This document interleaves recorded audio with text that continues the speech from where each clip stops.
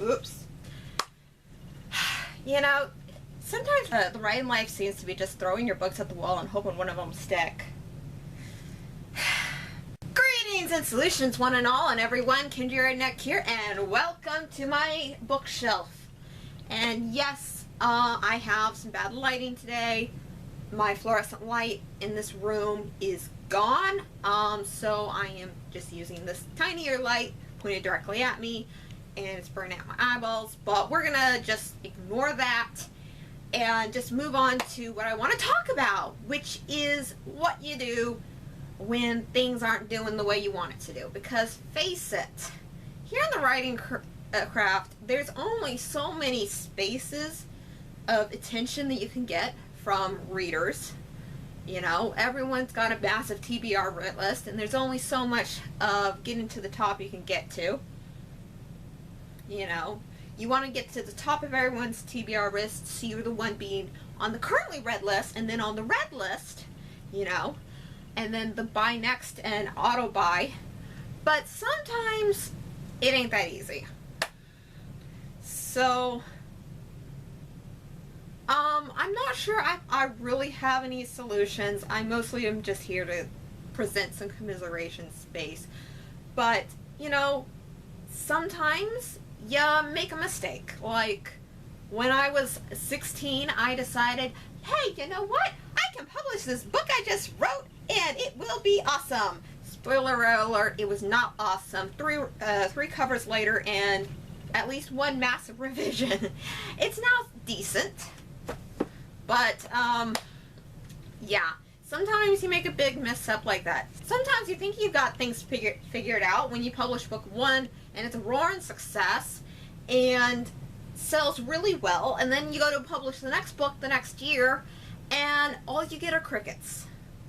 Folks, that is actually the reason why you haven't got book 3, is because it's still a good seller, but just the diminishing payoff from book 1 to book 2 was just deplorable. And I will get book 3 out to you guys soon, but it was frustrating. So what do you do when things aren't going the way you want? Well, first of all, don't lose heart. I know it's really, really, really easy, but, you know, go grab some chocolate, eat the chocolate, cry into your ice cream, and then say, okay, what do I do next? Sometimes it's easier said than others. Sometimes it's called sitting down and writing the next book. Sometimes you sit down and edit the next book. Sometimes you need to sit down and study marketing. Sometimes you just got to figure out where all your audience went and go, oh, they went to college, they got married. Yeah, that's kind of what happened. So just don't give up. You can wallow in your chocolate for a little while, but, you know, get out of the chocolate and take a deep breath and say, okay, what's next? Second of all, you know, understand that your author growth isn't going to be a steady upward stream. It's going to be like this. And, or at least that's what mine's been. Sometimes you could get lucky and just strike gold. Hits the right hands, hit the right reader, you get the right timing, and it blows up and everyone wants to read it. Other times you're gonna fall on crickets, and that's unavoidable. But, you know, just remember, everything does pile up. Even if you think it's just busy work, it is another title sitting on the internet. It's another lesson you've learned. So take what you can from every experience. Remember, you're not going to be even, and just keep moving forward. And third of all, don't get stuck in a rut. The honest truth is the writing industry changes nearly hourly. And I wish I were joking, but what worked 5 years ago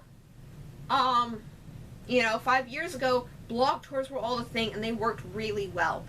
These days, blogs don't get as much traction, and they tell me newsletters are the big thing, but people are rising up in this anti-newsletter campaign, so I don't know how much longer that's going to last. And I just don't like things. Instagram is awesome, but Instagram is also frustrating. So don't get stuck in a rut. There are things that will work, but if you hit the same hammer nail too many times, eventually it just gets pounded into the wood and you're not making any more progress anymore. So figure out, always be willing and able to try something new, and don't get stuck on a thing. So earlier this year, Amazon ads worked really well for me, and then a lot of people jumped on to the Amazon ad bandwagon, and it drove up the ad prices, and that was frustrating. And now I turn all of my ads back off again. This year I've also been experimenting with rapid release, and so I have actually had 6 major official releases in the last year, and then I also had a couple unofficial releases in the fact that I was moving my books from my mother's account to my own. And that kind of did see some success from that because they had the new release button. I didn't tell anyone, but yes. And so always be willing to try something, and also remember, success is like a bubble, and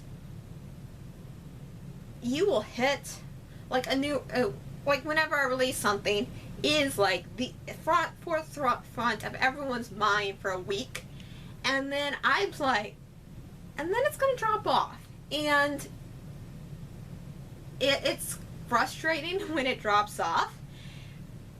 But remember, you need to be working on the next project. And the honest truth is, no matter where you are, it's never going to really feel like a point of arrival. I mean, even J.K. Rowling, she had her big successful series, but how much have you heard from her since? She hit that thing, and it's still, doing really well, but has she really been able to find success with anything else other than that universe? No, not really. Don't lose sight of the small wins. It is really easy to get caught up in the numbers, but I just want to end on something that happened to me at Rollmakers, selling books. I meant to film a video of that, but I was an idiot and just left my camera in its bag. I brought it with me, and I just left it in my bag because I just nah. Why am I like this? But anywho, and I'm behind my table selling my books, and this girl comes up to me. She almost runs up to me, and she sees Water Princess, Fire Princess. She says, "Oh, you wrote that?" I'm like, yeah, I did. All my words, because yes, they are. And she's like, "That's my best friend's favorite book." I'm like, really? I have never heard from this kid, but someone out there loved what I wrote. It's her favorite book. And, is that a big number? No. I mean, according to her, she had bought the book, and then the friend bought the book. But the important part is I had written something that's so connected with someone else. And, at the end of the day, the money doesn't really matter. It's really nice. It would allow me to not work at McDonald's if I had more of it. But at the end of the day, it's about the stories and the people that they're meant for. And so don't lose sight of that, and keep up the good writing. Kendra out. Hey you, yes you, lovely person there, standing there. Did you like this video? If so, why don't you show a physical representation of it and hit the like button? Yes, just like that. And while you're at it, go ahead, swim down to the comments and leave one of your own. Let me know if you've ever, what your greatest fear of writing is. And then once you've done that, if you're not, if you want to hear more of my insanity, go ahead and subscribe. And if you want to help me pay my bills and have electricity in my house so I can have lights, even though it's a light bulb issue, consider popping over to Amazon and buying a book. You can get these in Kindle. There's a whole bunch more in Kindle because I got a whole bunch of short stories. Or you can get any one of these paperback. And yeah, better than a Patreon because you get a book. Kendra out. Woo! Here, have a hug.